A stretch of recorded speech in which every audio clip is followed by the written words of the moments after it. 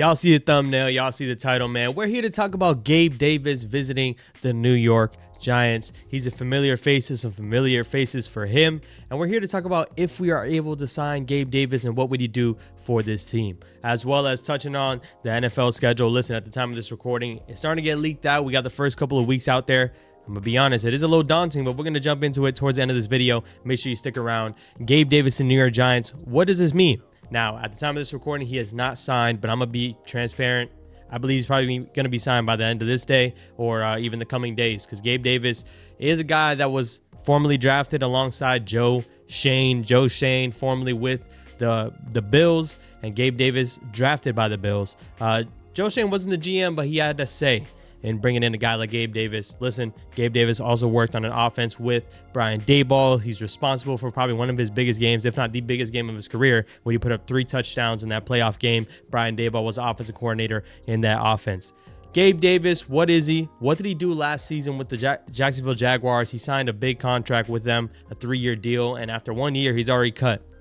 Looking at what he did last year, his worst year of his career, 239 yards, 20 receptions. He appeared in 10 games, the lowest in all of his career. The guy is only 26, so he's still on the younger end, the younger side of things. And I think, once again, if you bring him in, he shouldn't cost too much. Gabe Davis is, once again, a familiar face with Joe Schoen and Brian Daboll. He knows their offense. He's going to be a guy that's going to be a wide receiver 4. I don't expect him to be a starting wide receiver on this team. When you think about the starting wide receivers on this team, you're going to have Malik Neighbors, Darius Slayton, Wandale, all getting reps over Gabe Davis, but he's probably competing with a guy like Jalen Hyatt. You got to start thinking, is this an insurance policy for a guy like Jalen Hyatt? If he doesn't pan out, you got Gabe Davis, obviously to step in, being a veteran, 26 years old, but being a veteran within the offense, knowing how the offense runs, and possibly helping out this whole receiving core. Gabe Davis is not an explosive wide receiver. Now, the most yards he ever put up was 836 yards. The most comparable wide receiver you can compare him to is honestly Darius Slayton. 2 different players. I think Darius Slayton is more of an explosive wide receiver. Could definitely take the top off the defense. I don't think Gabe Davis has that ability, but at the end of the day, Gabe Davis was a solid target for Josh Allen. I think Josh Allen utilized him well. Is he able to come in, slot in New York, and potentially be a great fit? Once again, it's a guy that's going to know the offense and probably help the offense a lot more than he can hurt it. So I'm not mad at it. I'm not setting high expectations for a guy like Gabe Davis, right? What is the reason why he got cut from the Jaguars? Is because his knee is still not, there. It looks like he failed the physical with the Jacksonville Jaguars, and they decided to cut bait early now instead of waiting around. And he tore his meniscus last year. That's what caused him to miss some games and miss the rest of the season last year. It looks like that could potentially still be an issue, but if everything clears out, you get him for a steal, honestly, probably $2 million, $3 million. Bring him in.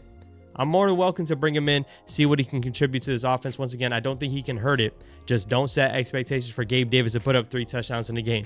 Don't set expectations for Gabe Davis to be, honestly a key wide receiver on this team. I think he's going to do more for the locker room, do more for, helping Malik Neighbors and all the other wide receivers that are on this team. And I don't think it would hurt to bring in a wide receiver. I did say that I feel like we needed to address that, and we didn't via the draft or free agency. We just brought back Darius Slayton. They're saying a lot. They're saying we believe in the guys that we have in this building, and we're going to try to win games with this group.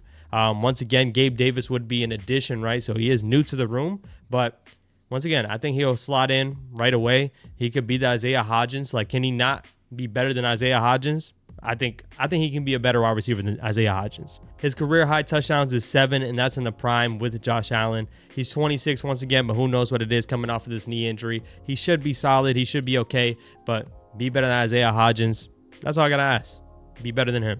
So Gabe Davis and New York Giants, if that signing goes down, and once again, at the time of this recording, he's not signed, but I feel like there's a strong possibility that he will be a new wide receiver added to this team, and potentially to help bolster up this offense. We need more playmakers. We need more guys that can do stuff with the ball in their hands. He's definitely a guy that could make a difference for this offense. I want you guys to let me know down below your thoughts on Gabe Davis.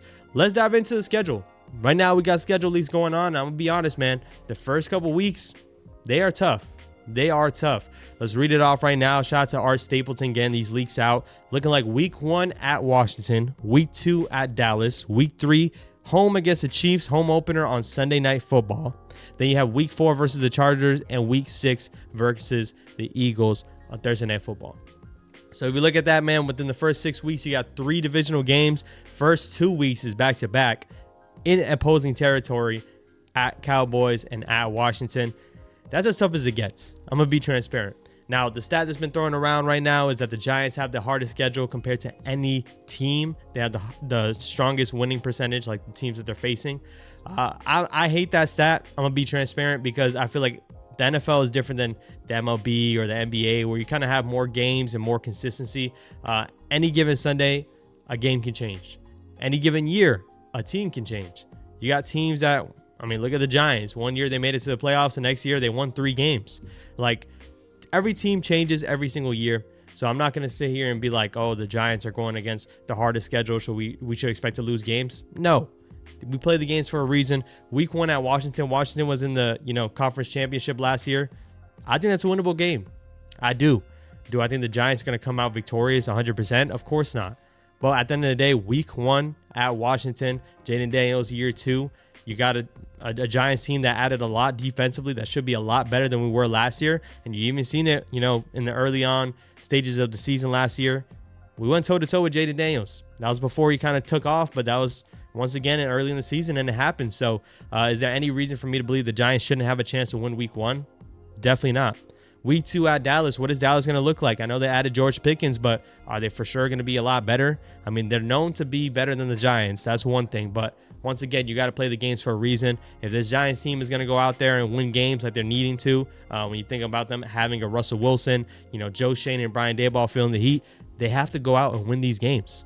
There's no ifs, ands, or buts. You're not saying that, Washington and Dallas are juggernauts. We're not.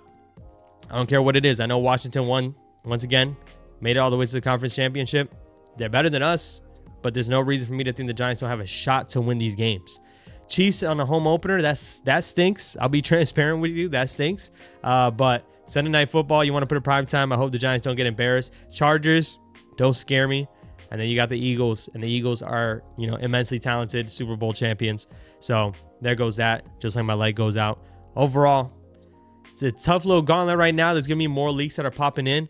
We got Giants at Patriots Monday Night Football on December 1st. That's a game I'm looking to go to. I'm being transparent. I'm from the Northeast. I currently reside in Florida.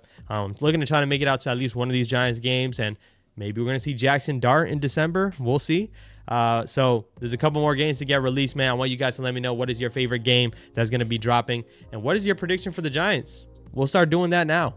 Pretty soon, you're going to see a schedule prediction in terms of a record prediction from me talking on the Giants. Once again, appreciate y'all for tapping in with the content. We got more content coming through. We need more storylines to drop.